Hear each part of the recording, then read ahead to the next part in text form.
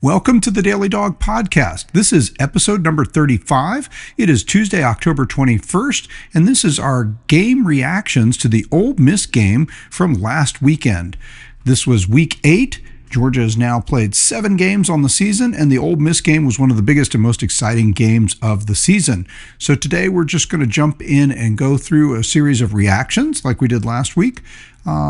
Little bit of analysis, and maybe we'll spend a little bit more time breaking it down by the numbers a little more, although I'm not so sure. We might just go ahead and move into talking about where we stand at this point and looking at some of those other teams in the mix now for the SEC and the national championship. So we're certainly back in that consideration. I think we might have all been a little disappointed and started to wonder if this team could be a team that seriously was a contender for the SEC and for the national championship. But here we are. We started the season number 5, and we're back to number 5, 7 games in. So one thing I'm also noticing, a lot of people are really taking note of what Alabama has done, including the win against us. They have now won 4 straight games against ranked teams, and these are teams that weren't just ranked at the time they played them, they're still ranked. So Alabama has probably put together the strongest and best resume of anybody out there so far. Certainly a very impressive on their part. And Georgia is also putting together an impressive resume. We now have wins over a pair of top 20 teams, including a top 10 team. Ole Miss gained a lot of respect, or sort of burnished their respect. I guess they had respect since they had come in as the number 5 team, undefeated at 6-0, to the game with Georgia this last weekend. They come out of the game having lost the game, only falling to number 8 in the AP rankings. So I think that's a nice statement. I mean, we were number 5 and we lost at home to Alabama by 3 points, and we fell all the way down to number 12. So we lost 7 ranking slots. So I think Ole Miss certainly gets some credit for going on the road. The same thing happened when Tennessee lost to Georgia at home, lost to us at home. We go to Neyland Stadium. We eke out that overtime win, the exciting, thrilling fashion it was. And Tennessee basically came into that game ranked 15th. They came out of that game essentially ranked 15th or something very close to it. So it's interesting. You're seeing Georgia kind of get a little bit of a knock. I mean, I was going to do a whole segment, and it kind of became outdated, how when you had this kind of comparison where Penn State was hosting game day, the same day we were hosting Alabama, SEC Nation came to campus in Athens, and game day went to Penn State for the big whiteout game that they were having when Oregon came to town. And look, that was fair. That was a matchup of number 6 versus number 3. So I can't complain, even though we had an impressive and exciting matchup with Alabama and Georgia. And honestly, maybe one of the reasons that game day didn't come was Alabama not doing their part in this series. Having lost that first game of the season to Florida State, Alabama came into the game only ranked at number 11. So our game was like a 5 versus 11 matchup versus a 6 versus 3. So I understand why game day went there. But the comparison I'm getting at, though, was that there was these 2 big games, Georgia hosting Alabama, and sort of this question, can Georgia finally get over the Alabama hurdle? Penn State, of course, can they get over the hurdle of beating anybody who's in the top 15? And especially, they'd already lost to Oregon last season. So this was a big moment for them. And of course, now we know what happened. They go on to lose 3 straight games, 2 straight games, and they're out of the top 25. But initially, they got kind of a better deal out of the loss. They fell just, they did not fall as far out of the top 5, out of the top 3 coming into that game. They're number 3 in the nation, and then they fall down just like 4 spots to number 7, whereas Georgia falls 7 spots and all the way out of the top 10 when we lose to Alabama. Both games that were close, basically field goal games. And you know, at the time, I had my sort of Georgia chip on the shoulder, which some friends and fans, especially non-Georgia fans who know me, will tell you I get that little chip on my shoulder. I'll look around and I'll see the comparison and where the national media, where the SEC media and everybody is judging us. And I think to myself, well, wait a minute, why are we being treated that way? That was certainly one of those times. I never got a chance to do a big segment on that. We had a lot of other things to deal with and get onto, and our changes and technical efforts to try to bring this thing to a video podcast and the challenges that's brought us set back some of our time and took away a few of our shows as we were working to bring this to you. So, long story short, though, I'm looking at this and I'm thinking, in typical fashion, I often do as a aggrieved Georgia fan, why are we getting the short shaft? And yet, I guess in a way, now I'm looking at it and say, well, here we go. Teams that lose to us actually get quite a bit of respect. Ole Miss comes out of this game against Georgia, and I don't think they take a very big hit, especially compared to what we've seen for teams losing out of the top 10. Miami, now, of course, this is a bigger deal. Miami this last weekend, or on Friday night, has Louisville come to town. Louisville at the time is an unranked team, and of course they beat Miami, as we already discussed, at home. And it was a close game and a one-score game, but they actually just a 3-point game, 24-21. But Miami does drop the game, and they fall all the way from being number 2 all the way down to 10th. So that's a pretty big drop, an 8 place drop in the top 25. So Ole Miss comes to Athens. They play Georgia tough. They lose a game by 8 points, and they fall just from number 5 down to number 8. So I would say they picked up a measure of respect that on a certain level, the question is, hey, Ole Miss is undefeated. They look like a potential playoff team, or at least they have some of the pieces that we might say. Defense is a little shaky, and as Georgia fans, we can relate to that lately. But they certainly had a high-powered offense. They're doing a lot of things right. They had a nice win against LSU. That win has been looking a little less impressive with each week that goes by. LSU's early credentials were beating Clemson on the road to start the season, and that appeared at the time to be a matchup of two teams that were possibly playoff national championship contenders. We now know that Clemson is working hard to be a bowl contender at this point. So LSU's luster from that win definitely came down a little bit, and then just the way LSU's played has been a little bit like Georgia, kind of disappointed people. People are looking for them to be stronger offensively, figured they would be good defensively. So people are looking for that game control that I talk about a lot, where LSU comes into games and kind of beats people up. I think people are looking for LSU to assert themselves as a dominant SEC team, winning games like 34-17, 34-14. They're holding people to the 17-14 part, but they're having a hard time scoring a lot more than that themselves. And so because of that, LSU's lost some luster. So you see they've fallen down, and now they've taken a second loss, having already lost to Ole Miss earlier in the season. Now they've taken a loss to Vanderbilt as they went on the road last weekend and lost to Vanderbilt. So LSU's taken a little bit of hit, and that's coming into the game with Georgia. That's Ole Miss's biggest claim to fame on the season. So now, in many ways, I think if you look at their resume and you look at the way the pollsters are treating them coming out of this game, they look at Ole Miss and they say, well, Ole Miss is legit. They went to Athens and they played them tough. They could have won. They led by 2 scores late in the fourth quarter and they lost, but they didn't take that big a hit. They're still a top 10 team. And frankly, if you look at their schedule, just as a jump ahead to some things we're going to talk about, they're well positioned to still be a contender here for the SEC. Their schedule is very manageable. They could win all of their remaining games. They have a tough assignment this coming week. They have to go on the road yet again and go play Oklahoma, who has a tremendous defense, and it's hard to say exactly how good the offense is. They did not look good in the Red River rivalry against Texas. But Mateer was just coming back off the hand surgery, and he's clearly the bulk of the offense.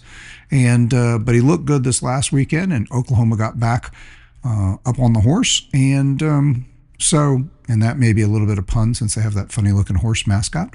But anyway, so Oklahoma gets back in the column, looks a little better offensively, and now they have Ole Miss coming to town. So that may be a tough stretch for Ole Miss, having to go on the road in back-to-back weeks against Georgia and Oklahoma.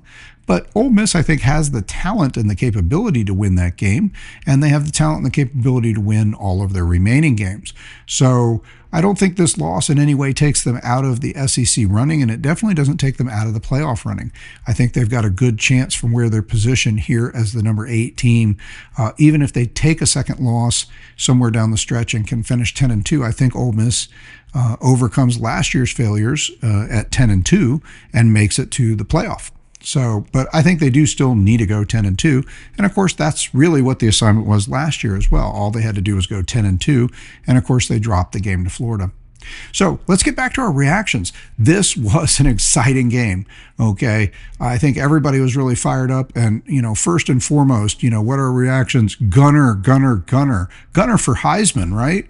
I mean, I know that's a little dramatic seeming, but honestly, if you look at his performances, the way he essentially just willed the offense against a really great defense. I mean, I think Auburn, the longer we watch them play, the more we realize their defense may be being underrated. Their offense is so behind where it should be that their defense is just playing a tremendous amount of football games against good teams. They've played 4 ranked opponents back to back. They've suffered 4 one-score losses in the process, and they've really had no help at all from their offense. It's been the defense that's kept them in those games, and the offense that's usually failed to build on what has actually been a lead in several of those games, if not all of them. I haven't gone back and looked at the game flow of all of them, but certainly against us, they had a lead, 10-0 lead. And then they were able to hold that lead even into the third quarter. They had a 17-10 lead on Missouri this last week, and then just any points at all maybe would have kept Missouri from being able to get back on top. But Missouri's able to get a touchdown, tie the game up, put it in overtime, and take the game away from them in overtime. So I think Auburn, is really showing itself to be a great defense, and the reason that matters is because Gunner was really quite exceptional against Auburn. I mean, he basically put the team on his back, and I think a lot of people saw that sort of Superman dive into the end zone, even if Kirby would have preferred him to take a knee.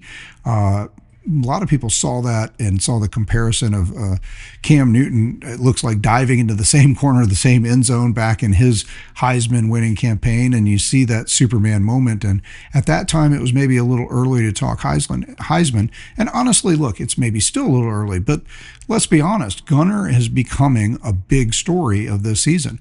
And this is playing out a lot like it did for Georgia with Stetson Bennett, where we're watching this guy be a difference maker, be possibly the guy who's just will and grit and determination, along with overall really good play and big clutch moments, was a difference in being a champion.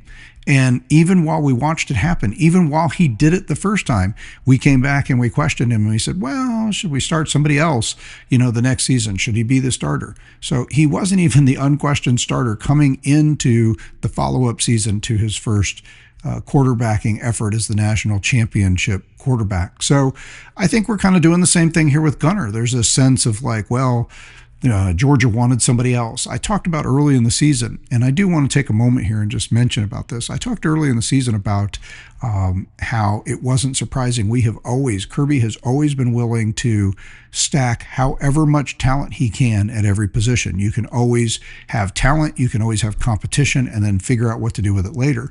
So I didn't take it as particularly a knock. I mentioned earlier in the year on Gunner that they went and took a look at Fernando Mendoza, who was making a clear pitch to move somewhere else from California last year, and has a very NFL arm, NFL physique, and had demonstrated a lot of poise and high-level prospect as a quarterback.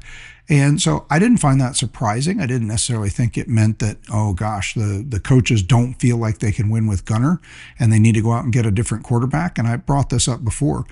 I will say, look, having seen what Mendoza's doing at Indiana right now and the way he has developed under another quarterback coach who's done a great job bringing quarterbacks in Cignetti, who's getting the most out of quarterbacks, I can see why Mendoza was willing to go there. I understand now that Mendoza did come to campus, I guess, talk to Kirby and the staff, and apparently chose Indiana instead of Georgia. Hard to say, what was available in terms of money. Hard to say what other things were offered. Indiana, I think, did it nothing else have an absolute clear vacancy, and he was basically going to be the unchallenged starter, and he would have had to fight for the role with Gunnar, a guy who's been in the program 4 years, if he had come here. And so I think it makes sense that he went where he went, and it makes sense that we, continue to have Gunnar. But I just wanted to put a little correction on that and say, look, Mendoza's obviously an elite top-level quarterback, and I don't know if we would have been a better team with or without him, and I don't fault the coaches for going after him. And even as Gunnar emerges, or I get really excited about what Gunnar's doing for us, I still don't think that was anything more than a very reasonable move for coaches to take a look at all the options and see what's going on there. But I also wanted to say it might have been a little bit more than that, because gosh darn it, Mendoza does look good. So if anybody's leading the Heisman race right now, it's Mendoza. But I think Gunnar has done enough in these last couple of weeks where he's put himself on the radar. Whenever you take a loss, even though he played pretty well against Alabama, certainly played well against Tennessee, and you could argue there was a Heisman moment in there. That fourth down pass to London Humphreys that we've talked about so much has a very Heisman moment feel. You could argue that the Superman dive into the end zone, putting the punctuation on the Auburn game, has a little bit of a Heisman moment feel. And now this performance on Saturday against Ole Miss definitely has Heisman-esque feel. And this is obviously his best game of the year. He completes 84% of his passes in the game. He's 26 of 31, 289 yards, 4 touchdowns through the air. He runs for another 59 yards on 10 carries and another touchdown on the ground. So he's responsible for 349 yards and 5 touchdowns. And he's also piloting an offense that scored on every drive when they touched the ball. I mean, technically, yes, they got the ball one last time after forcing Ole Miss last desperation drive to turn the ball over on downs. We took a knee a couple times and called it a game.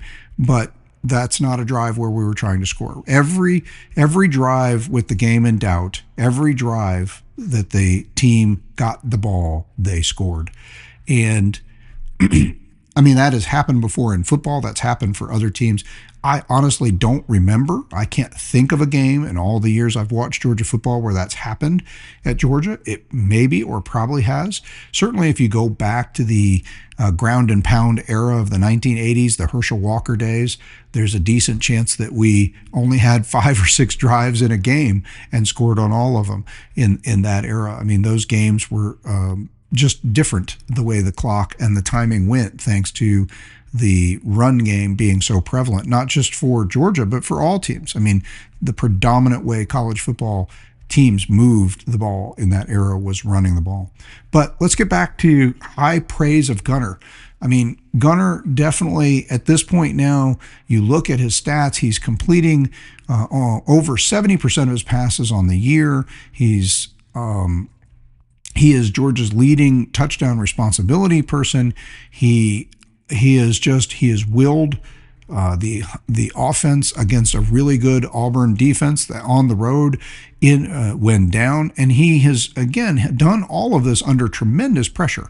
Against Alabama, he rallies the team back, and as I've said many a time, we should have won, but he does enough to get the team in position to win, getting down to where we could have taken the lead in the fourth quarter inside the Alabama 15-yard line in the fourth quarter with a chance to take the lead. He gets Tennessee. He goes toe-to-toe with Tennessee, who puts up 500 yards of offense in a raucous home crowd stadium, and he goes on the road, his first ever road game, and he puts up a huge game and throws for over 300 yards and guides the Georgia offense to 500 yards of offense, and really answers questions about could he be just the starting quarterback. But now we see maybe it's more than that.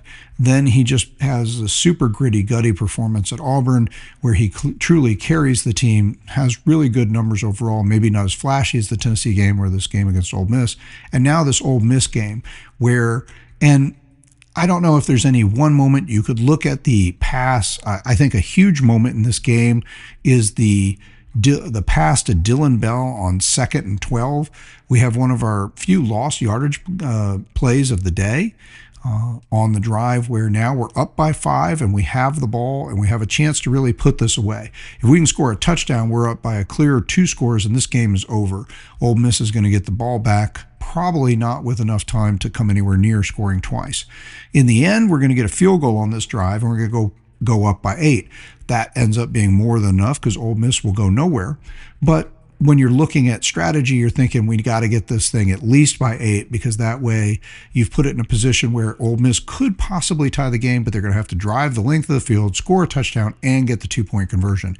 And yes, our defense has been leaky all season. It's been leaky beyond measure in this game, it feels like.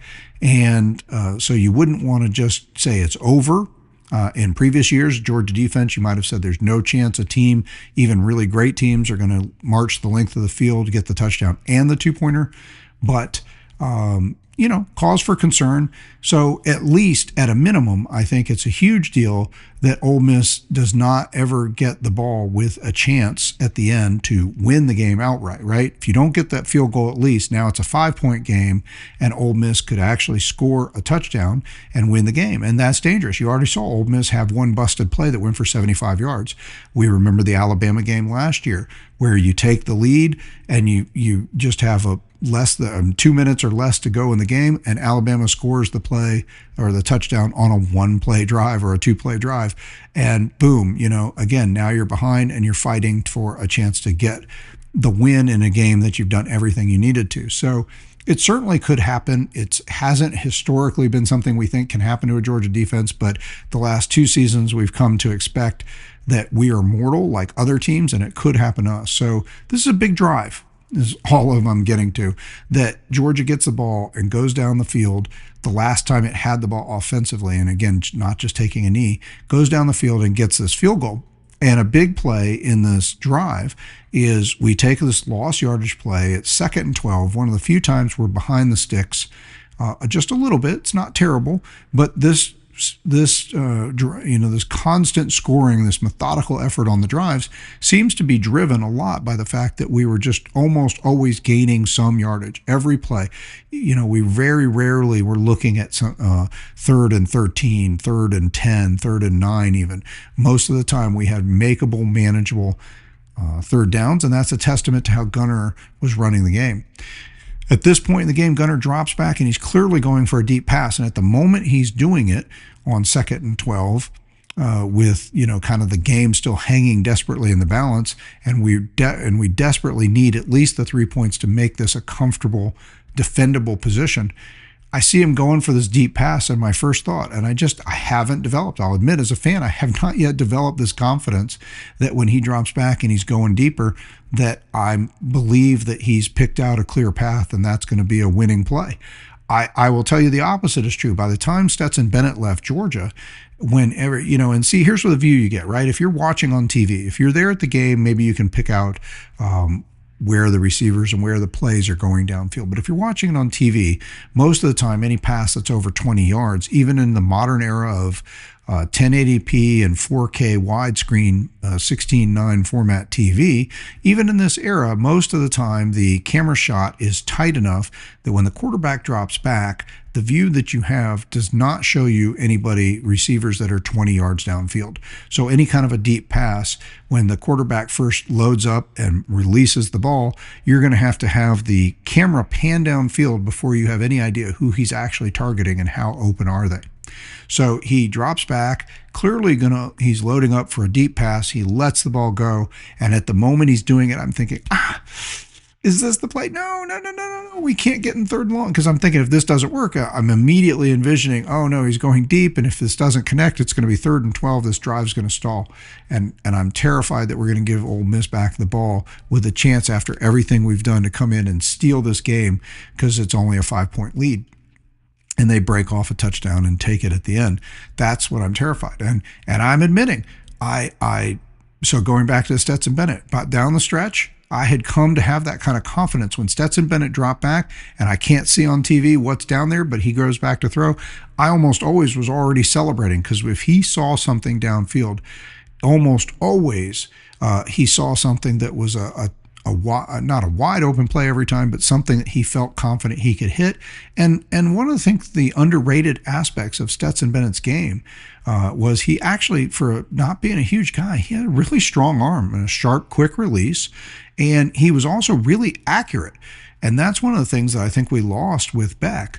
As good as Beck is, and I think Beck is a really good quarterback, and he's very accurate, and he's got a very strong arm, he was not very accurate on deep throws. Our ability to break open those plays, a few plays a game where we're able to go 38, 40, 45, 50, 60 yards, or if you think about the big play to Arian Smith in the Ohio State game in the semifinals in 2022, where, you know, we're trying to get back in that game and we're down 11 points, I think, and Stetson, again, just what I'm talking about, drops back, rears back to throw. And I can tell you, I remember in this moment, as soon as he went back to throw it, I just assumed or knew somebody was deep and down there. It just had that Stetson's body language. You could almost just see it when he loaded up. You could see almost a certain something in his body language that says he knows he's got this. He corks that thing, uncorks it, and it starts flying downfield. The camera pans down there, and what do we find when the camera's down there?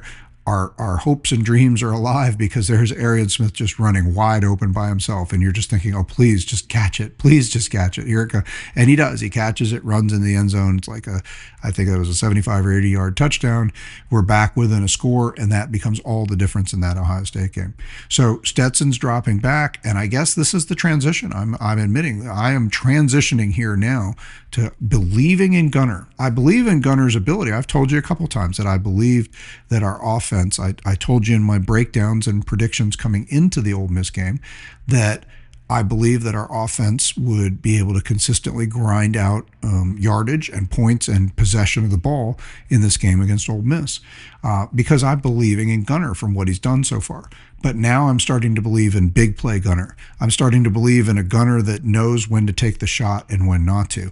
And, you know, that's the thing. I mean, coaches, if they trust you, they give you some of these reads, and, you know, there's always a chance. I mean, a quarterback can always go rogue, even if the offensive coordinator didn't particularly call for the deeper play, but there's just times where maybe they're going to want to try to take that deep shot. Ego's going to say, I think we can hit that. And, you know, again, Stetson Bennett was really great at taking shots when they were there. And I have not yet come to believe that Gunner necessarily knew that, and that he's necessarily got a read on when they were. But he has hit some great shots. He hit the shot early in the game to Colby Young. Unfortunately, it may be the last play we see Colby Young for a while, because we've now learned he has some sort of a fracture in his leg coming off that play, but he hits him on that 36-yard pass on the first drive.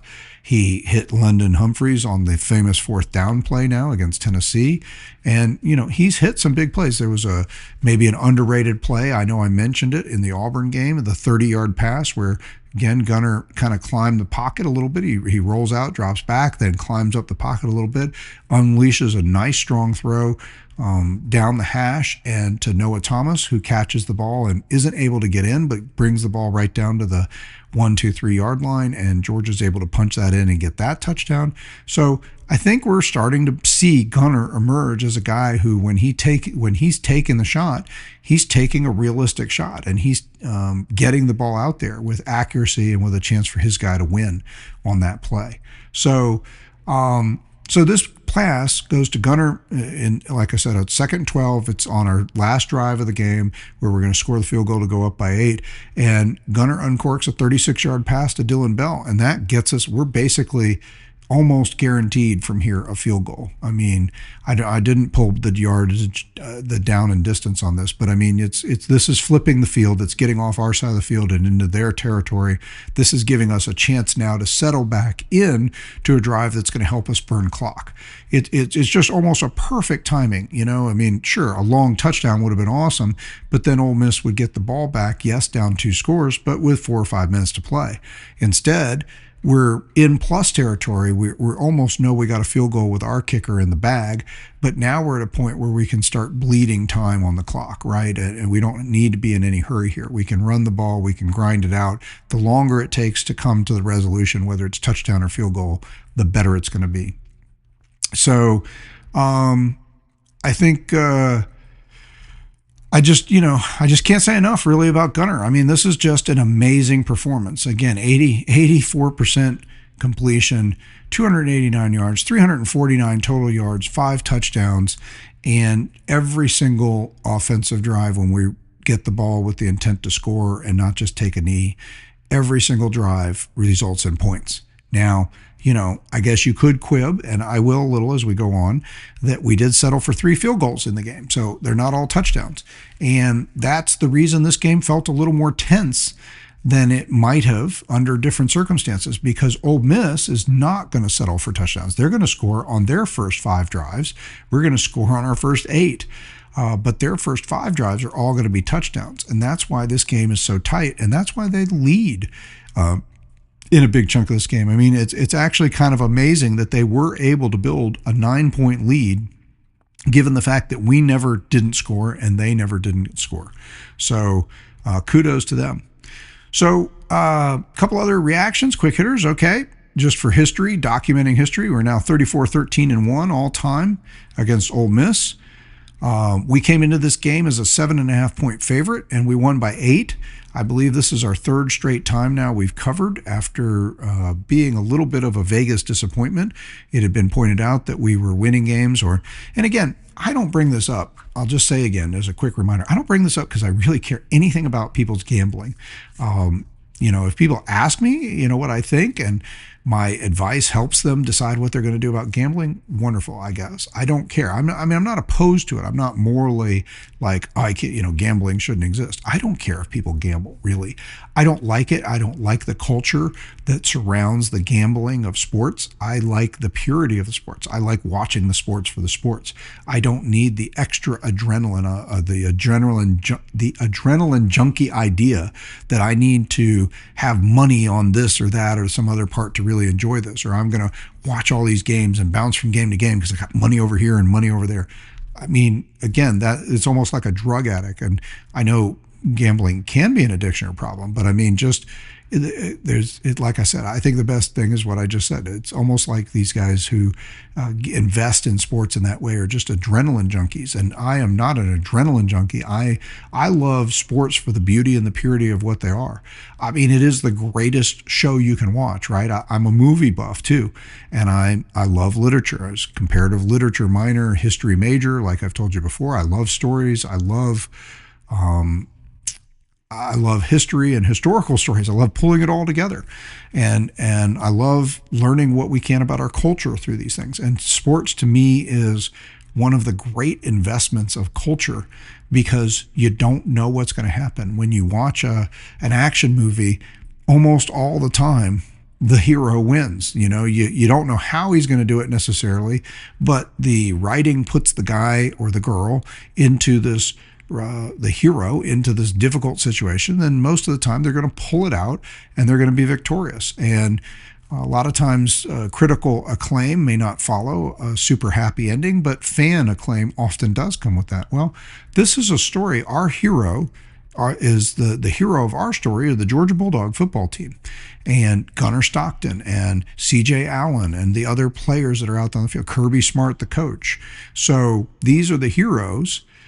This and the story we're watching, it unfolds in front of us, and we think we know what's going to happen. I make predictions, and when you have a team that has all the resources and talent of a team like Georgia, then historically it wins. Georgia wins over 130 years plus of football or whatever it is now. Georgia does historically win almost 70% of the time. So it's not exactly like it's an unknown. We can look at a lot of games and say, well, I think Georgia's going to win. And 70% of the time throughout history, you were probably right.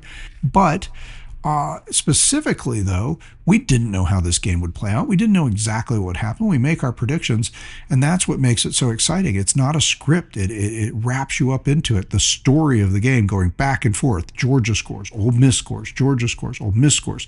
Every time somebody gets the ball, the lead changes in this game. It's dramatic. It's exciting, and you don't know. I didn't know how it's going to end right down to those last minutes. Georgia has the ball. We have a 5-point lead, but Ole Miss Miss has clearly shown the ability. If they can touch the ball for 16 seconds, they could probably overcome a 5-point lead. So we get down there and you're thinking, just let us get that touchdown. If we can get the touchdown, it'll be too much. They won't have enough time. They do just enough to make us go for, yet again, the third field goal of the game. And yeah, it makes sense to get that field goal. Again, go up by 8. It's not quite 2 scores, but it's going to force a touchdown and a 2-point conversion and even with that, the worst that can happen is you get sent into, you can't lose this game. You can only be pushed into overtime. You could lose it in overtime, to be clear, but you can't lose it in regulation. You can't have them steal the victory at the end. A 5-point game, a busted play, and they could win at the end. I mean, think about the Hail Mary Tennessee game from years ago, right? Okay, so we're and by the way, for the people who are betting, here's that Vegas thing again, right? Pretty amazing. All the things that happened in this game, and the line is 7.5 points, and Georgia wins by 8. Which again, that half point always seems to, it's just amazing that they get that close. I think it's interesting. I noted looking at ESPN, again, I've mentioned many a time, they have the model, the FPI model that throughout the game in real time tells you, what the percentages, win chances going on. Ole Miss has an 83% chance. That was the peak. That was their highest chance of winning the game with 1 minute and 43 seconds to go in the third quarter. And this is the moment where Josh McCray gets the ball and he goes 1 yard on, he goes, I guess it was 3rd and 2, I'm trying to think, or 3rd and 3. Anyway, he gains a yard, and that leaves us with the 4th and 1 in the third quarter.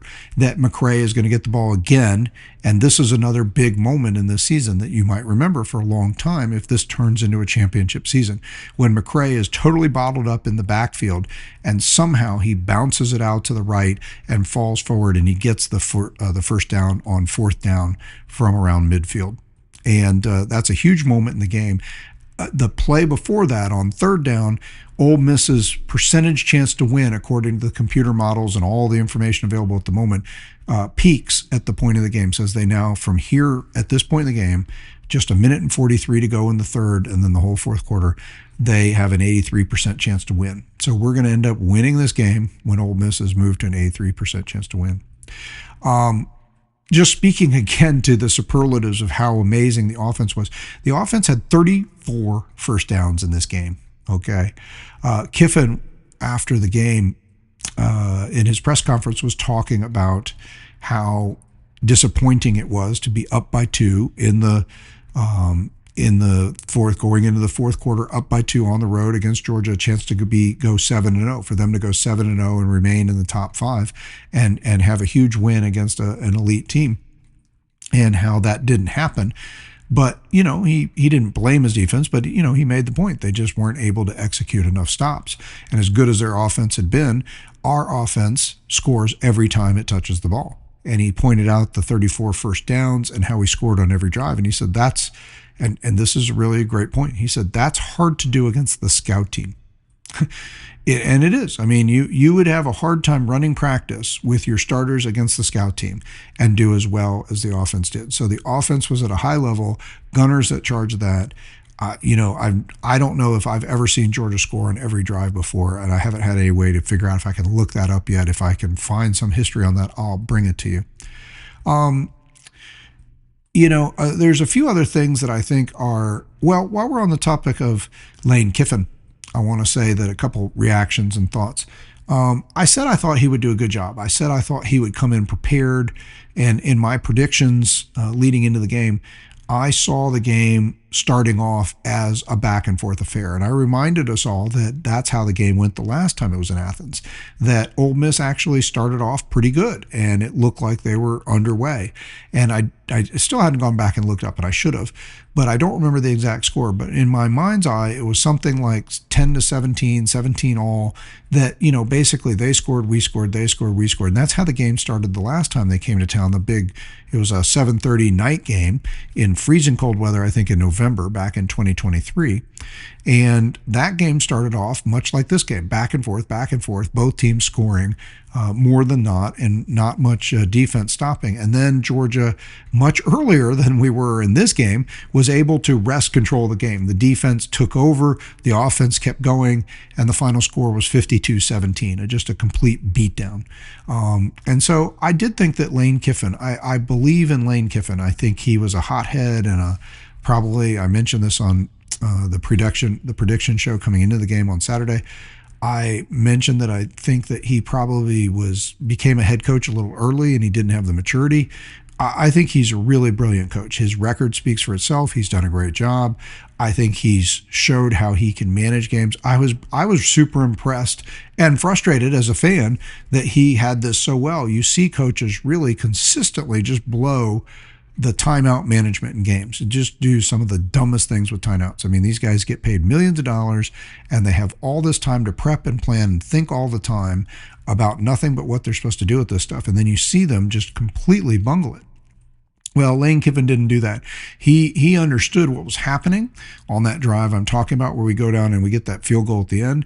It was ahead of the 2-minute timeout, and he had all 3 timeouts. And as soon as he got us in a second down, that did ultimately become the second down that would lead to the third down, that would ultimately lead to a 4th down in the field goal, he started using his timeouts. And I even would have thought at first maybe it made sense when it got down to about 2 minutes and 15 seconds or so, 2 minutes and 16, I think, at 4th down. I might have even just let that go, let those last 12, 15 seconds go, get to the 2-minute timeout and keep that last timeout and have 1 timeout in my pocket for that last drive. I might have been willing to let those seconds go. Kiffin didn't. He used it.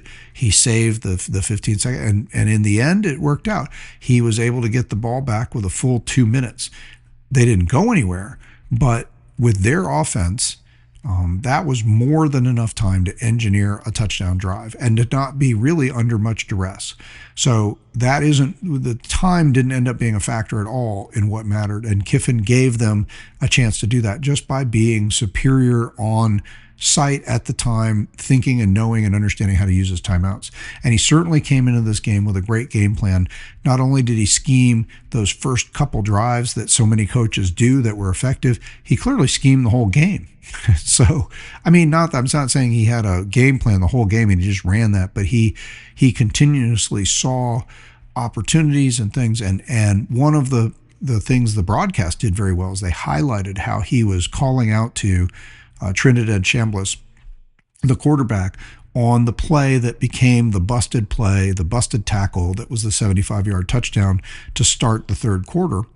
He saw the one-on-one coverage. He clearly, you can see on the video, is signaling the quarterback, making sure that they see and understand it. The quarterback looks over.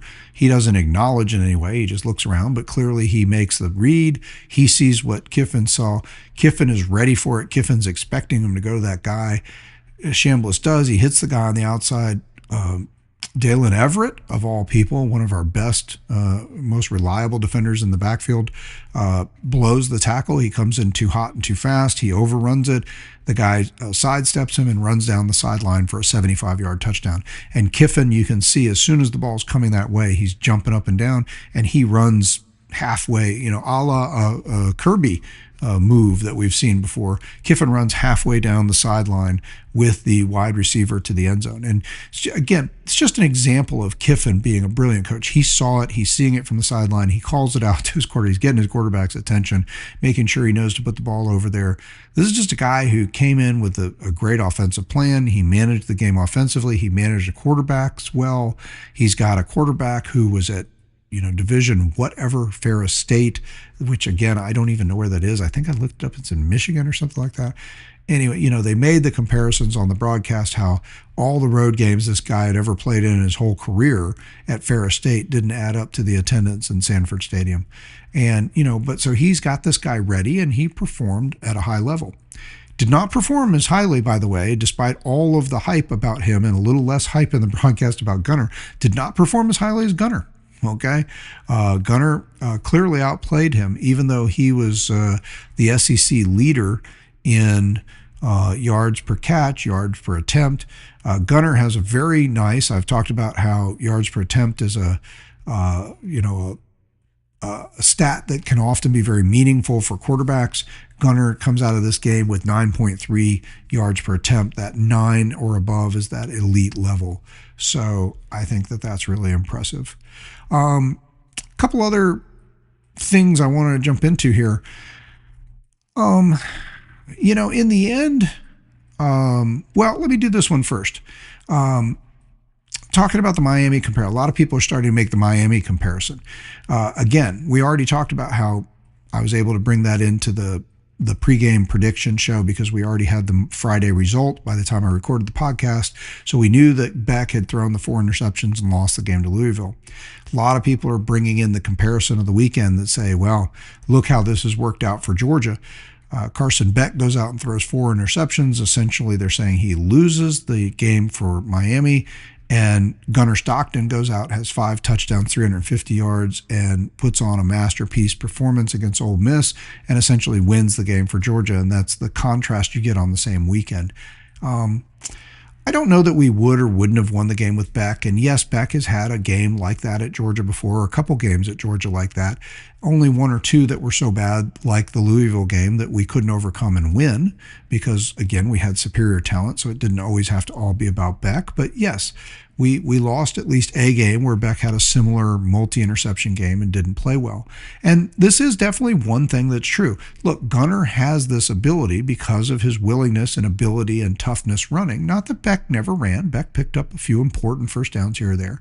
But you can consistently have the RPO game plan, the read pass option game plan, in the playbook on almost every play with Gunnar, creating that threat that has to keep the defense honest and probably helps our offensive line because there's just so hard you can attack. Gunnar has clearly shown, the move he made on that 22-yard touchdown was an amazing read. He should have been sacked in the backfield. 2 guys come in and he makes a little fake and a move and he splits them. He goes right between 2 guys rushing in on him and then just outruns and dinks and dodges people right into the end zone for a 22-yard run. And he's untouched. He never actually gets touched on the run, which is amazing. He should have been tackled for a loss, and he should have been tackled at least another time. And you watch him run, and he's not super fast, but he's smart. He's shifty with the ball. He protects the ball well, and he gets tough and good yards. So, he really accomplishes a lot. It's very impressive what Gunnar's able to do running the ball. And having that RPO part of the game definitely means that our offense, and I talked about this, that we're seeing that. This is a grinded out offense. It's not always a big play explosive offense like we've been in the past, but it is an offense that's hard to stop. We may not put up 600 yards and a series of just 50-yard plays and even 40-yard plays, but you really just can't. This offense can consistently grind clock, grind yards, grind first downs, and put points on. And, there hasn't been so many high lows. The Alabama game is the only game, as I mentioned, that we failed to get 400 yards. And that really was a matter of the fact because we were averaging our highest yard per play of any game this season.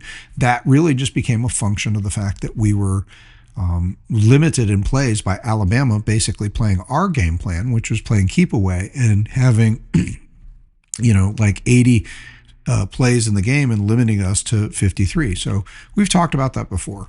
So in this game, though, Gunnar, the comparison between Beck and Gunnar, I think the thing that you can say, and this was true a little bit with the Beck-led offense the previous 2 seasons, which was that if we got behind the chains, it was always going to be a matter of whether or not Beck can throw a great strike downfield.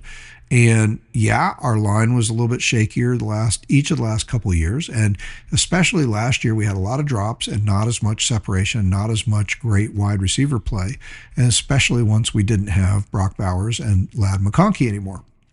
And so Beck looks like an all-world quarterback when he has those 2 guys. He doesn't look as amazing with the guys we had last year, even though I think there were some really solid players there. But clearly they struggled as a unit, especially with the drops. It well documented that we led the nation in drops. So, that's the thing that I think the staff was excited about with Gunnar is that when you have a guy who you can have the run, not just as an occasional change of pace or surprise play for a third down to cover a third down, but when you can just have it as part of the package all the time, keeping the defense honest, it makes a difference. And it is true that Gunner has made a difference. I think our offensive line is playing better. I think our running backs are looking more threatening this year than the guys looked last year. I think Gunner adds to that, but I think the real comparison here is I noticed coming into the season, we talked about this leading into the Alabama game. Alabama's run game has not really been good this year, and they consistently still are struggling to run the ball. They had a game or two where they did better, not so much against us, a little bit, but one of the games they had recently, I think maybe against Missouri, I think they ran the ball better than they had all season. But this game, this last week against Tennessee, they did not have a very impressive run game yet again. And one of the things I noticed coming into the game with Alabama is that the Tide is averaging 48 yards less a game this season than they did last year. But last year they had Jalen Milroe, and Jalen Milroe averaged 56 yards a game.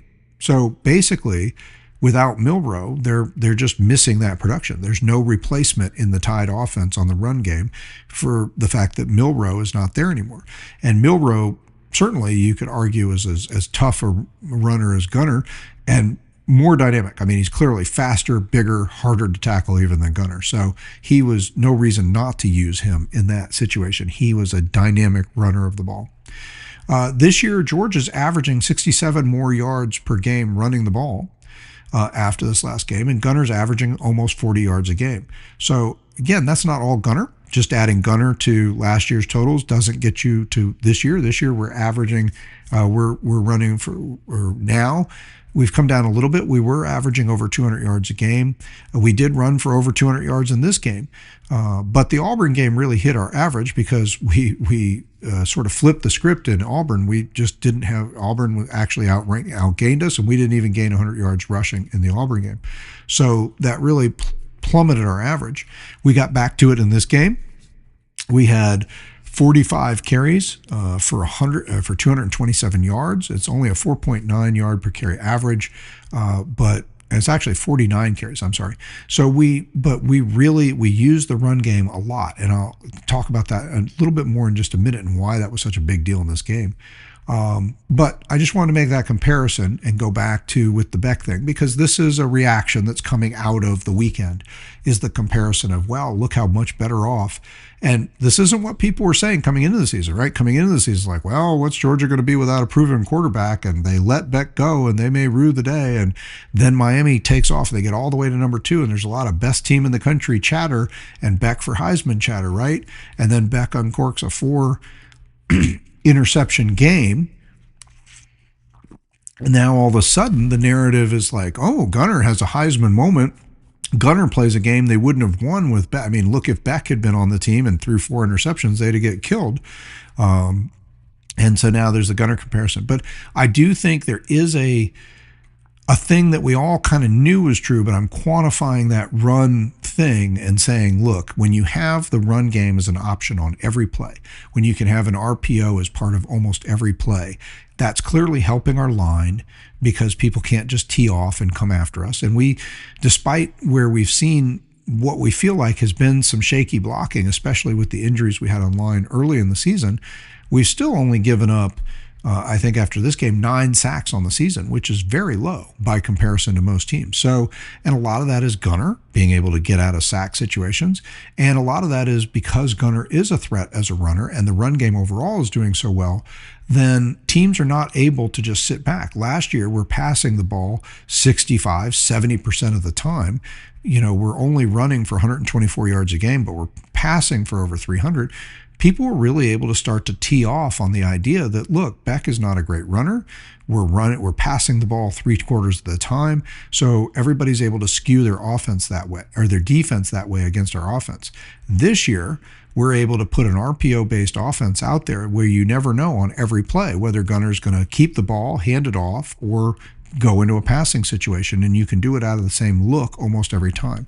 That keeps the defense a little more honest. They can't just cheat on the pass or the run, and it's allowed for this offense to be one that may not be flashy and may not be 50 yards downfield on every play, but can consistently move forward. And you really do see that comparison, like I said, with Milroe and Bama.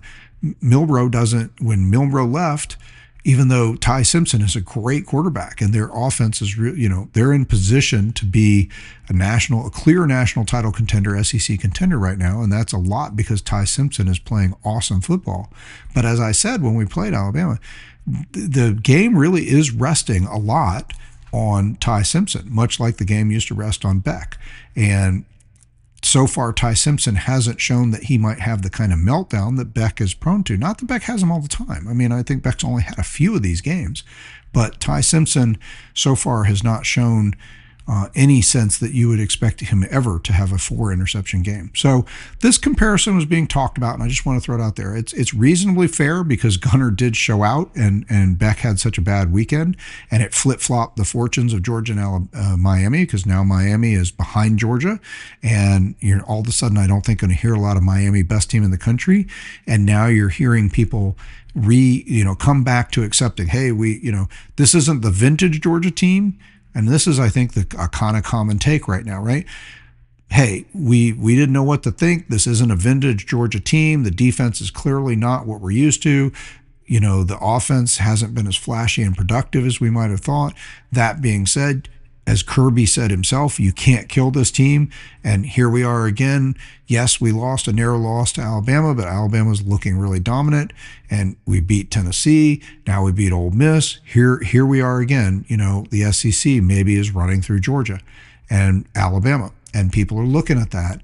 And that's a reasonable comparison. And that's a reasonable take from this. So I don't think they should be bashing Beck. I just think he had a bad game. But I will say, as a fan, I am glad, and I do think that our offense has more ability to stay out of down and distance plays that are unfavorable and is more likely. I don't know that a Beck-led offense could have ever, let me sum it up this way. I don't know that a Beck-led offense could have ever produced 8 scores in 8 drives, because even at his best, he's going to suffer some lost plays. And when he suffers the lost plays, if he doesn't hit a tight throw on one of those downs, then we're usually punting. So we had a lot more. We were still a pretty efficient offense, probably scoring on half or more of our drives on average, if you go back and look at it. But Gunner, I think, is giving us a chance, like you saw. Look, we needed to win this game. We needed to score on every drive, and we did. So a couple other things I was going to say. So going back to the numbers, this game is kind of funny. I got to looking at it, and I started looking at the stats. And I know watching the game, we all had I think it was tense and exciting and exhilarating for all of us the whole game. Sorry, hit the microphone there. And it certainly felt like a game that was on the razor's knife edge. It felt like a game we could lose. Felt like a game we might lose. It felt like a game we'd probably lose. Again, when FPI had us as 83% chance to lose, almost at the end of the third quarter, when we're down by 9, that's not at the same time frame. But when we're down 9 in the second half, you're thinking this could get away with us. When we get the ball, when we're down 2, but then Ole Miss scores, gets the touchdown, the extra point, and they go up by 9. Again, if we don't go back down the field, I mean, a field goal would have at least brought it back to within a touchdown, right? A 6-point game. But we go back down and get the touchdown, and it's back to a 2-point game, and it goes 35-33. And then that's when we get the stop, right? And then all of a sudden, they stop for the first time in the game, and we get the ball back, and now we go down and score. And now it's 35-40. And we're up by 5. And then we get a stop again, and we go back down the field again, and we go up now by 8. And so you've heard the stats. I think you've probably been covered, but they're so impressive and so good, it's worth talking about them again. In the fourth quarter, we outscore them 17-0, and we outgained them 149-13. I mean, as back and forth, and as much as it felt like the defense couldn't stop a thing, in the first 3 quarters of the game. The fourth quarter, now we talked about this coming into the game, that the second half we'd owned it. We'd owned the second, even against Alabama. Even though we lost, we owned the second half. We owned the second and third quarters against Tennessee. They had a little bit of a righting the ship late in the fourth quarter, but we still were able to exert our will and take that game away from them. And against Auburn, it was a complete flip. They owned the first half, we owned the second half, but we owned the second half way bigger than they owned the first half, especially on the scoreboard, 20 points instead of 10, so a 10-point victory. Well, this game, you go back and you look at it, we outgained Ole Miss in this game, 510 yards to 351. That's a plus 159. So this is one of those game control stats I love. I mean, I will tell you, as I've been watching for years, when I see a plus 159, that's usually a double-digit win. Now, we just missed a double-digit win, right? It's an 8-point win. But it doesn't feel like a double-digit win when you're watching the game, except for I start looking at some of these other stats, these game control stats I've been talking about all season. We're plus 159 on the yardage. We're plus 13 on first downs. I mean, we gave up 21 first downs, but we had 34 first downs in the game. That's an astounding number of first downs. Third down conversions are basically the same. They're 5 of 9. We're 6 of 11. They're both 50-something%. So that's kind of a wash. Time of possession, we talked about. I mean, Ole Miss was a 6-0 team and number 5 in the country coming into the game with a 28.5 minute time of possession, meaning that other teams were averaging having the ball 3 minutes, 4 minutes more a game than they were coming into this. So they were able to win even with that formula. That's usually Georgia's formula for winning, is owning time of possession and trying to get that complementary football Kirby Smart is fond of. Well, we really get that in this game. It doesn't feel like it the way the game flowed. It doesn't feel like it the way your anxiety was up and the way you watched the game and you're like, and watching what seemed to be a performance that was not worthy of Georgia defense. I mean, just even putting Georgia defense, those two words together in the same phrase, and then referencing this game feels like it's sacrilege, right? Except for we actually held them to 350. I mean, 351 yards is not bad. That's not elite. I've talked about anything under 300 yards against any team is usually what I would consider elite, but anything under 400 or especially 350 or right at that 350 mark or below, that's really darn good. And then you have to grade it on the team you're playing. Well, this was a team that came into this game averaging over 510 yards a game of offense. So we held them over 150 yards below their average. Points-wise, they got pretty close to their average. They averaged almost 38 points a game. They scored 35. So they were incredibly efficient. They scored touchdowns, no field goals, on all 5 of their first drives. Very efficient. They'll end up having 8 drives in the game, and they'll score on 5 of 8 drives. And that ends up being the difference because we score on 8 of 8 drives. So, but when you look at it on paper and you see a 510 to 351 game, you see that we out first down them by 13 points, and the time of possession is off the charts. We had a 15-minute better time of possession. We held the ball almost 38 minutes to their 22. It's just a staggering time of possession differential. When you put all those together, if I just saw those stats without having watched this game or knowing anything else about it, you show me all those stats and you say, so what happened here? I'd say, well, the team with those stats probably won by 2 scores, 3 scores maybe. I mean, they should have comfortably won the game. Well, obviously nothing about this game was comfortable for us. But the stats do actually show, as much as we, especially defensively, felt like we were just getting railroaded out there, actually the defense did pretty well. I mean, 351, again, they held Ole Miss to 150, 160 yards less than their average. Now, they didn't generate any turnovers. We didn't get any sacks. I don't even think maybe we had 1 or 2 tackles for loss. I mean, we didn't generate a lot of those things. But the complementary football part, Kirby's, what I perceive, I mean, again, he hasn't shared with me his exact game plan, but clearly an emphasis that I talked about we need to do this season. We need to shut down the run more, and we need to run the ball more so that we can game control more. Well, we're doing that, and we've been doing that all season, and this is another game where we do this. We take away the run from them. They only ran the ball 24 times for 88 yards, which they come into this game averaging 204 yards a game rushing. And Lacey, their running back, was third in the SEC. And even after this game, he's still third in the SEC this week, averaging almost 90 yards a game. And he came into this game, the game before this game, against Washington State, he was actually on the honorable mention list with the SEC office for Offensive Player of the Week. He had 19 carries for 142 yards, a career high. So he's averaging close to 100 yards a game. He's third in the league coming into this game. He's still third coming out because he's done so much. He's ran for over 600 yards on the season. But we hold him to 36 or 31 yards, 31 or 36, right? It's one of those, on 12 carries. So yet again, we take another running back who's in the upper third or better of the SEC, and we shut him down. And we take a run game that has been in the upper third of the SEC, the near tops, and we shut it down. You know, we take them from averaging over 200 yards a game to 88 yards a game. Their run defense was nothing to brag about. They averaged giving up 150, 160 yards a game, and we gash them for 227. So again, in this game, we do what we've been trying to do all season, which is stuff the run and run the ball. And that's all we take away from them. Obviously, they were able to still pass the ball incredibly well, or it felt like, and they got a lot of production out of what they did because they score 35 points. But the offense did, the defense did take some things away. They held them to a respectable yardage.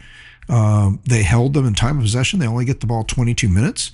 The offense does its part and just grinds out yardage and plays and holds the ball. And that ends up being a big deal. There's only 8 drives for each team in this game, which is the lowest I've seen in a game in quite some time that we've played. And especially the lowest I've seen in a game in which both teams went over 30 points. So this game, this is kind of a risky, I will say, in a way. It can be a risky game plan. When you shorten the game, people talk about that a lot. Well, the best way to keep that offense on the, the best defense is to keep that offense on the sideline, hold the ball and possess the ball. Well, that is good. But if you don't score when you do that, if you shorten the game, if you, in a normal game where you should have 10 or 11 drives, maybe as many as 13 or 15, but at least between 10 and 13, if you take it down to 7 or 8 drives, then you've got to do some combination of score on nearly every drive and try to keep them from scoring on several of those drives. It's not uncommon. Like, you look at a typical Tennessee game, and Tennessee might have 15 drives in a game and score on 6 or 8 of them. So that's the way their SEC leading offense in terms of yardage and points often plays. And Ole Miss is more balanced than that. They do a little bit better job of not being quite such quick hitters. Tennessee's offense, like we talked about, kind of relies on getting going quick and playing at tempo all the time. And Lane Kiffin has built, again, respect what he's doing here, he's built a little broader offense that can work under different scenarios. And he's got a really good SEC running back. Number 3 in the league that he can hand the ball to. And so a lot of times he can get a lead and grind out some plays. Well, one of the things that works in our favor here, neither team really, the one drive they had that was just one play, 2 plays, 75 yards, obviously that took a very short period of time. But for the most part, neither team goes on any of these 8-9 minute drives. But neither team puts up a lot of 1-minute drives either. Almost all the drives are 3 to 5 minutes in this game for both teams. And so both teams are kind of content to just grind the clock here, hold the ball or try to hold the ball. Although ultimately, again, Ole Miss doesn't do that. They only have the ball 22 minutes. But Georgia does. And so Georgia's offense combining to hold the ball, and Georgia's defense, though it did not seem that they put out a very impressive performance, actually does limit them to less production than they're used to, especially running the ball. And Georgia's running the ball is what lets us keep that ball and run the time possessions. We're getting so much productivity out of the run game. That's how we're able to chew the clock.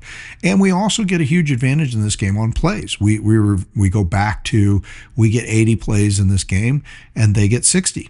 So that helps us a lot because obviously they were very potent with the 60 they had. So it was good that we did that. So the other thing I guess I'm getting at is, well, what happened? Well, why did we actually statistically win this game in many places on the stat sheet, and yet it was such a tight, tense, hard-fought game? Well, one, it's kind of the story of when the defense did it, right? Letting them score on 5 consecutive drives and be all touchdowns, not even forcing a field goal in there. They maximize those points. On the kind of drives they did, you might have seen, them settle for a couple field goals. We settled for 3 out of 8. If they had settled for 2 or 3 field goals, then they would have been back down. Instead of 35 points, they would have been back down around 27 or 28 points. So that might have made a difference. And then the other thing is we settle for 3 field goals. And I would generally say that when your offense is humming like ours was, I kind of accept the idea that you're going to have a field goal a game. But I think when you have 3 field goals, you've probably set up. Now, of course, we had a lot of scoring drives. We didn't just score 5 or 6 times. We scored 8. So maybe that's not so bad. But generally speaking, I would say that I do think there is a little bit of a downside in the offense when it settles for 3 field goals. And so I would say we probably should have gotten touchdowns on 2 of those 3 drives. You can settle for 1 field goal. You shouldn't settle for 3. So 2 more touchdowns is 4 points each instead of the 3. So that's 8 points total. And also because of the circumstance of the game, where even though everybody kept scoring, they were able to start stretching ahead of us. Well, because we had settled for field goals and they were getting nothing but touchdowns, we were in a position where it made sense to go for 2 fairly early in the game, and we didn't get it. So that puts us another point off the board. It's a small thing. It's a small margin. But what I'm getting at is so we left what I would say we should have, you're always fine to take a field goal. A better finishing of those drives would have had those other 2 drives that ended in field goals get touchdowns. So you get 8 points there. You get 1 point for the missed extra point that you wouldn't have had to. I mean, they missed 2-pointer where you would have just kicked the extra point, because if you had gotten the touchdowns instead of the field goals, you wouldn't have had to go for 2. You would have stayed in better contact or even had a slight lead. So that's 9 points. So if you add the 9 points back in, that actually kind of looks like the game that was. You probably end up with a game that's more like 52-35. And honestly, the way our offense played and the way it went, that seems a little bit more befitting of where the stats are actually in this game and the where things end up. So I kind of found that in the stats, and I thought it was an interesting observation I wanted to share with you. Another thing a couple things as we start to get towards the end of the observations and reactions. We talked about coming into this game. One of the things I mentioned was where we stood in terms of long offensive plays, generating long offensive plays. And I just stuck with the chart. They have charts on, over 10 yards, over 20 yards, 30, 40, 50, all the way up to 90. And obviously most teams don't have a lot of those. But excuse me, I'm really struggling here. Get a little water. See if that clears it up and I can finish up here. Offensively, we came into the game ranked 64th in plays of 10 yards or more. We had run 86 plays that ran for 10 yards or more. So 64th, right in the middle of the pack. We actually did well in this game. We had 14 plays of 10 yards or more, which actually improved our standing a little bit. We're up to 56th in the nation. So we moved off that Mendoza line, or the middle line. We now have 100 plays on the season. That makes us 56th ranked team. Ole Miss came in as the 23rd ranked team and at 101 plays of 10 yards or more, and we let them have 11 plays in the game. That moved them up from 21 to 23, or 23 to 21, I'm sorry, and they had 11 plays. But I talked about how the point I made coming into the game was that we were a little lower. We're higher on the defense in terms of plays allowed. Like, we came into this game defensively 19th in the country in allowing plays of 10 yards or more. We'd only allowed 59. They came into the game actually pretty decent, ranked 32nd, but we were 19. They had allowed 68 on the season. So, but we were able to have 3 more plays. The upshot of all this is we have 14 plays of 10 yards or more in this game. They have 11. And that might have been a little bit of a difference maker too, a little hidden thing in the stat sheet. We end up coming out of this game still pretty similar. Numbers don't change that much, but surprisingly, and I just thought that was surprising, the way the game went, it feels like they're kind of gashing us and that we're kind of grinding it out. And the time of possession and some of those things actually do show that. And yet we actually had a slight advantage in this game on plays of 10 yards or longer in the game. And that may have made some of a difference in the game too. Probably not a ton. Turnovers didn't end up mattering. We had a better turnover ratio coming into the game, but there were no turnovers in the game. So nothing really to look at there. Like I said, third down conversion was basically a wash, and we each had 8 drives, which is a really low number. Again, I think the lowest we'd had previous in the season had been 10, and 10 to 13 is getting to be average in today's game. It had been more like 12 to 15 a couple of years ago, but when they came up with the rules to help shorten the games a little bit more running clock, it's taken a few plays and a few drives off the chart for teams these days. So a couple other things, again, overall, our offense, going back or kind of reviewing where I came in on the predictions. We looked at the matchups, and I said that I thought the UGA defense, I thought Kiffin would actually come out firing and that they would be very successful early, but that as he had done throughout the season, that our defense would start to make adjustments, and that overall Kiffin had not been consistently consistent against Kirby or consistently effective against Kirby Smart defenses, and that I thought, in the second half, we would see our defense right the ship. I certainly didn't expect it to be as long as it did, but you do have to tip the cap and say, wow, yet again, it looked bad for 3 quarters. And like I said, the stats maybe say it wasn't as bad as it looked. It had more to do with the timing. If they had scored, let's put it this way, if they had scored 5 of 8 drives, that's still too many. That's too efficient. You'd like to have them, the defense. I think another way of looking at defense, not just by points and not just by yards and not even just by yard by play, but is by drives and stops, right? So if you had the ball, I would have liked to have seen, if you told me, okay, the other team's going to get the ball 8 times in the game, I'd say, wow, that's low. They say, what are you comfortable with them scoring? I would say 3, 4 tops. If we can hold them to 3 scores or 4 tops, and especially if we get a field goal or 2 in there, then we can win this game. So you tell me they're going to score 5 out of 8 times, I'll say, well, the good news is 5, you can win a game where the other team only scores 5 times. Because you can't get to 50 on 5 scores, okay? And it's good that they, I guess, only had 8 drives if they're going to score more than 50% of the time. So I guess it was good that they only had 8 drives. And again, that's not an accident. We played that way. That's kind of how the staff clearly designed this game to go. So kudos to them. Good strategy. It looked a little rough, and the defensive just lightning moment did eventually come. It wasn't late in the second half like it was against Auburn. It wasn't or in the first half and all of the second half. It wasn't the same thing against Alabama. We started riding the ship in the second half. The same thing against Tennessee. We started riding the ship in the second quarter and we dominated the third quarter. Well, that's not where it was. It was all the way into the fourth quarter. But the fourth quarter was as dominant as you could be.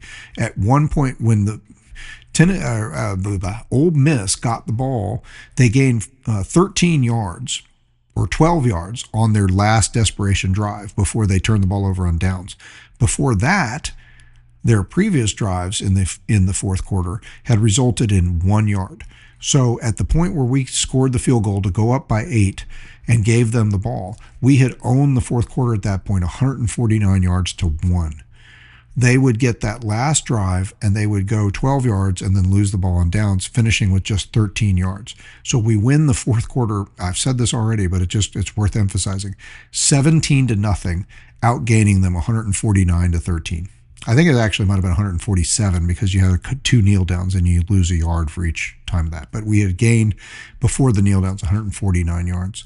So The UGA defense against the Ole Miss offense did eventually win. It just and statistically they won a little better than it seemed. Okay, they held them to over 160 or 150, 160 yards below their season average. Points wise, just a little bit, 35 points when they averaged 38.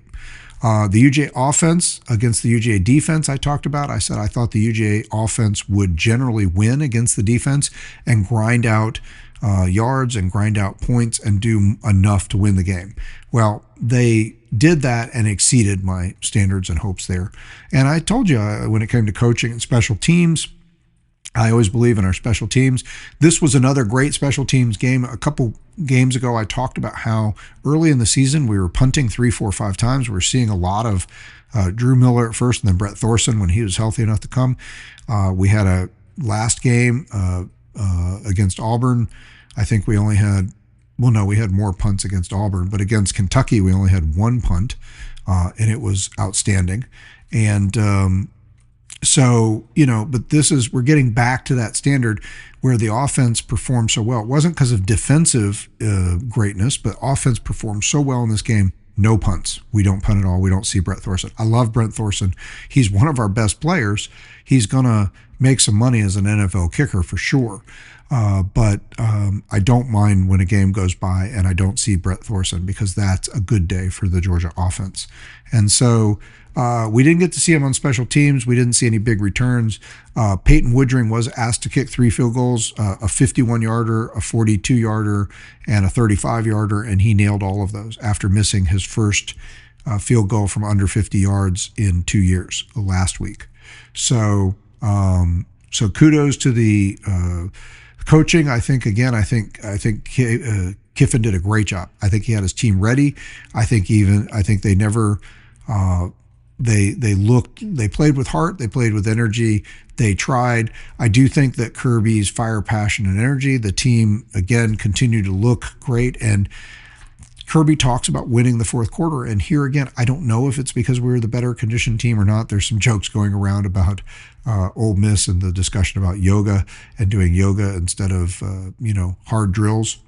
But I don't know that it had anything to do with conditioning or not. But the idea that Georgia is the better, stronger team in the fourth quarter for whatever reason, absolutely was the case for all the stats I just pointed out. So, and again, I do want to say, look, I don't think this was the same as the other game. So I don't think this was, grit keeps coming up. And I do think this was another grit game. And I do think we saw the team consistently, even though they were getting beat a lot on defense. I do think we saw the team, and I guess just to round out, going back to the long plays and holding them to 350 yards, 160 yards less than their average. I think it's worth noting that the defense took away the run, gave away shorter passes, but didn't give away, other than the one busted play, didn't give away a lot of deep balls. And in fact, Georgia had more plays of 10 yards or more in the game than Ole Miss did. And so I think that speaks to the idea that I think the coaches had a plan, and I'm sure they'll tell you that they designed a defense, or hopefully a defensive plan, that was going to be a little bit more effective on the passes they were giving them. But Ole Miss and Kiffin, going back to the coaching matchup, Kiffin does a great job of seeing exactly what we're giving, which, was short and intermediate passes, and he gets the most out of them. He gets 5 touchdowns on 5 drives out of short and intermediate passes because we took away the long ball and we took away the run. And they adjusted and they scored 5 touchdowns. So kudos to them, okay? And that made it feel like the defense wasn't getting as much done. And I would have loved to have seen them squeeze a little bit more out of what they took away. They did give away a lot on just that small and medium passes, having taken away as much as they did. But they did still take away. And when you're successful at saying, we're going to take this away, we're going to take this away, then you are forcing the other team to play within the boundaries that you have decided what they're going to be. They did a great job of taking everything you could get out of that boundaries we left. But it was still, in the end, it was still limiting enough that when it came time to just throw the final clamps on it, and when we finally had a lead, and I think that's why that 8-point lead was such a big deal. When you get that ball that last time, you're able to send everybody. You're able to really just ratchet up the pressure because now, again, you have the comfort and you have limited time left. You're 2 minutes or less left in the game. You have an 8-point lead. So even in the worst case scenario, if they bust free and run the length of the field for a touchdown, they still have to get to a 2-point conversion. And that's just to tie you and send the game to overtime. You can't lose the game. And so I think we see Kirby and Schumann she'll take the gloves off the defense and really come after them. And we see some pressure. We see batted balls. We see errant throws and all of that, and we see a team that's ready in the fourth quarter, despite how they've been beat. Again, they have that goldfish mentality, right? They're not sitting about thinking about how they gave up 35 points. They look like a dominant defense in the fourth quarter. They look like they've been killing them all game and they're getting stronger. And the crowd is phenomenal. The noise level is amazing. The atmosphere is great. Again, Sanford Stadium and the fans, you guys we've all done a great job of just making this an unbelievable environment. Game day, the place was packed, looked great. The fans, everything was just fantastic. We just continue to show out on TV and look like an elite program from the fans all the way through to the product on the field. Yes, this team doesn't look like what we're used to, but this is it. This is what we talked about last week. This is the team we have this year. And you know what? It is exciting. Just like I said, coming into the season, hey, we don't know what this team's going to be. We're going to watch it evolve. And yes, it doesn't look like what we're used to, but here we are. Like I said at the beginning of this podcast, we're back at number 5. People are realizing you can't count us out. You can't kill us, like Kirby said. You're going to have to accept that you talk about a playoff, you talk about the SEC, you're going to be talking about Georgia. You may have tried to count us out, but you can't. We're not classic Georgia, but as we've been saying all along, nobody's classic dominant anymore. We'll talk about Ohio State and the other teams later this week. We have 2 weeks now to we certainly will spend a lot of the second week next week talking about Florida. And now they have finally fired Billy Napier. So that's going to create a lot of uncertainty. So we'll talk about what's going on there. We're going to have nothing to look at because they have the off week like we do. So there's going to be a lot of speculation about what we're going to get out of Florida and no real answers. But we'll talk about it. We'll talk about the history of the Florida series. There's a lot to talk about there. So there's a lot of fun stuff to talk about. But this week, we get a chance to really get back to saying this is the week we're going to take some time and we're going to look at the contenders. We're going to look at the SEC. We're going to look at the national playoff picture, and we're going to start to look at these matchups. And I think now I feel more buoyed. I mean, yes, I was losing confidence a little bit and wondering, is this really a team? I kept saying it's about not comparing to the greatest teams of Georgia 2 years ago, 3 years ago, but comparing to the other teams on the field out there that we're going to have to play. And I feel better and better about that because I see that the fire, the passion, the energy, the focus on taking away the run and running the ball is resulting in maybe not the kind of dominance that we used to see, but it's resulting in a game plan that has had us in the ability to win every game we've played so far, even the Alabama game. And winning that game, Alabama's looking more and more impressive with each and every game. We should have won that game. I've said it a million times. I won't explain it again right now. I'm sure I will before the season's over because I'll keep coming back to that. But we should have won that game. We did enough to win that game. We had the opportunity. But we still ended up within 3 points. And so, yes, games are closer. Talent is closer. It's hard to get the separation. And so when you play games like this, but it's really amazing and impressive that Georgia has been able to be in games where they're taking the best punch from Auburn, Tennessee, Alabama, and Ole Miss, a bunch of really talented teams, all which have some flaws and cracks, but still very talented teams. We've been able to take those punches and be the team that 3 out of 4 times has come out on top. And so this is exciting. It's exciting. It's more exciting than I want it to be on a certain level, but in a way I kind of asked for this. It's interesting to not know what's going to happen. And that's the other impression I keep coming out of this. I made this mention coming into this game, but I'm going to say it again because this game really emphasized it. We have a team that can respond in a bunch of different ways. This game turned into a shootout. You want to play a shootout? We can play a shootout. The Tennessee game was a shootout. So we played 2 shootouts and we won. We also played a slugfest with Alabama and Auburn. And we won one of them by 2 scores and we lost another one by a field goal. And there's a lot of ways that came together, not the least of which is we fumbled the ball in field goal range and they got a field goal. So, you could argue we gave them that. So I think we talked about, could Ole Miss blow us out? I told you this was the best chance, that the team that had the best chance of anybody to blow us out. They certainly showed that could have been the case. We had a chance to blow them out as much as we scored. If we'd played better defense earlier, clamped down sooner, we could have blown them out. If we had actually been able to just convert some of those field goals into touchdowns, we actually could have won this game by 3 scores if everything else stayed the same and all we did was score touchdowns at every drive like they did. So that ended up being, but the reality is we were that 1-score game, but we win it, we cover. It's very exciting. I predicted that I thought we'd win 31-21. I don't know if I can really claim being that close. 43-35. I said a 10-point win. We won by 8. I thought the game would be a little bit lower scoring. I didn't envision the shootout. I rarely would predict a shootout with us winning. It just doesn't seem like that's how we're likely to win the game.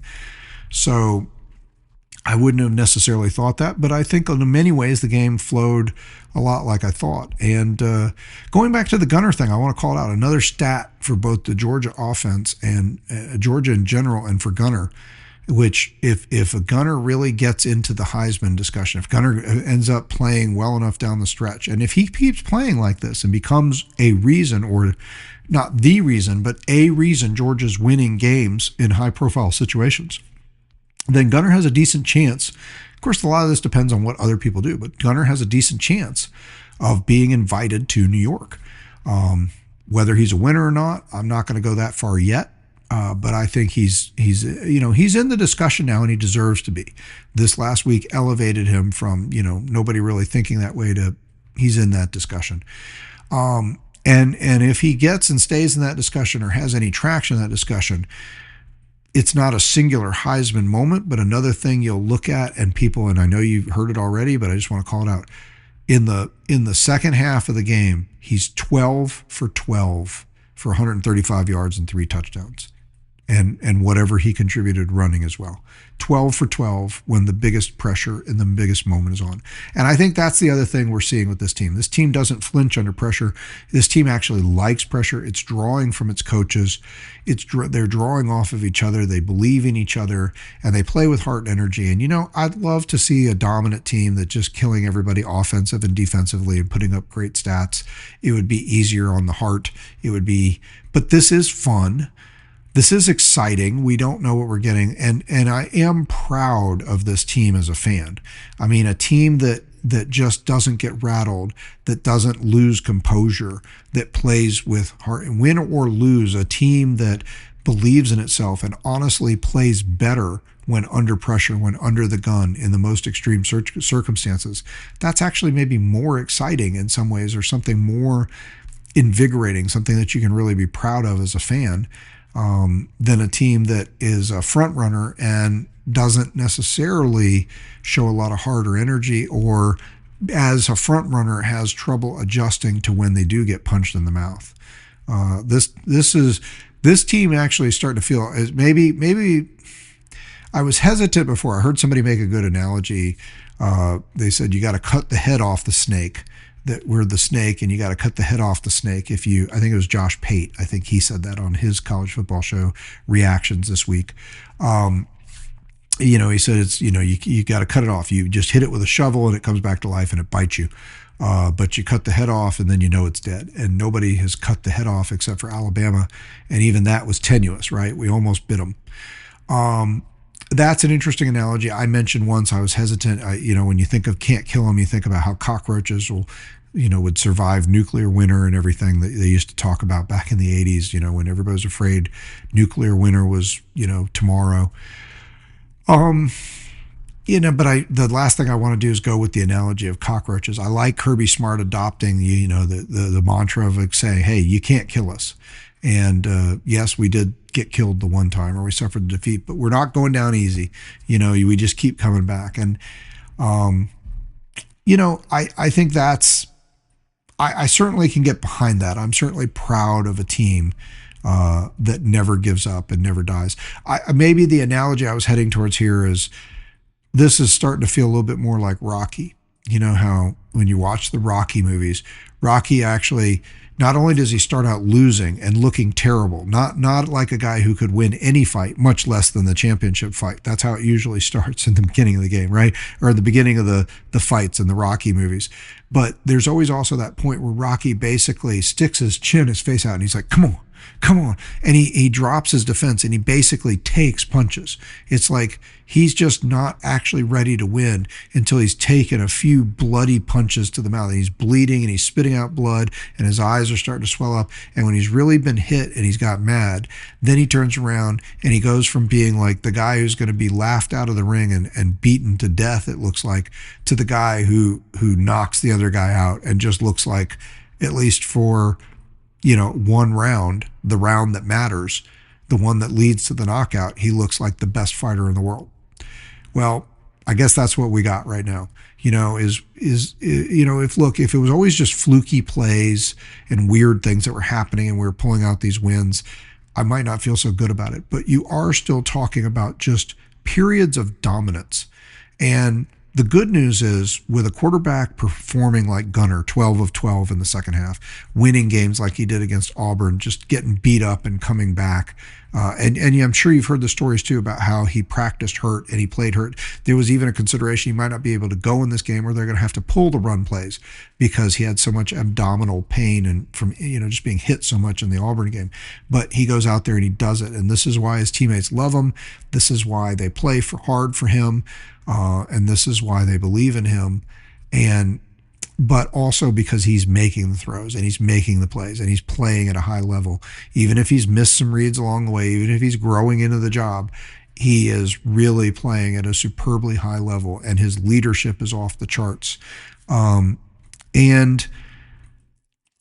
guess, again, what I'm trying to wrap it up to say is, look, if you didn't have that level of elite play developing on offense, if you didn't see as many weapons, and again, by the way, kudos, shout out to Lawson Lucky, 3 touchdowns. Finally, tight ends other than Brock Bowers are catching touchdowns in games for Georgia, and the tight ends in general had a really big game in this game.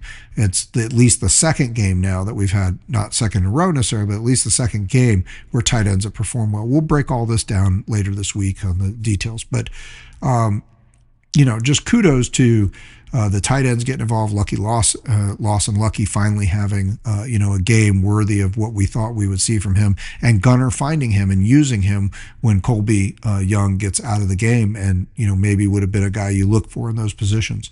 But I guess with all the weapons and things that the offense is doing well and grinding out and being consistent, the one thing you could still say is, look, there's still a ton of upside. We're 6-1. Number 5 in the country, thoroughly in the playoff and SEC discussion, and we have yet to play a complete game. We have yet to see our other than Kentucky, but I mean against an elite team, against a really good team.